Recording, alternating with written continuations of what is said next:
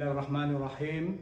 I am Badaruddin bin Yusuf, a student of Bachelor in Islamic Studies, and tonight I'm going to give presentation for the subject of Introduction to Communication, ABCC 1103.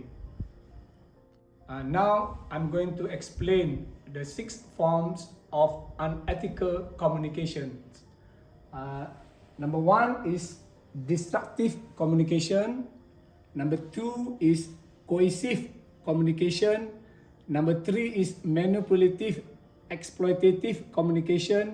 Number 4 is deceptive communication. Number 5 is secretive communication. And the last is intrusive communication. So I will explain each one of them in detail.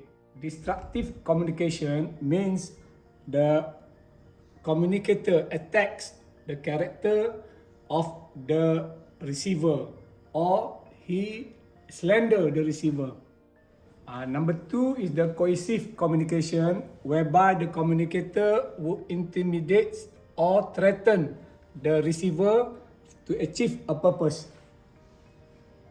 The third one is manipulative, exploitative communication, whereby the communicator would manipulate or exploit the audience ignorance. The fourth one is deceptive communication, whereby the communicator would mislead the receiver by omitting information or by using half-truth information.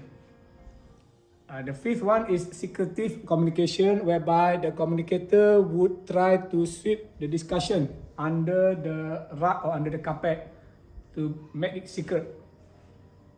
The last one is intrusive communication, whereby the communicator would try to force the receiver to obtain information.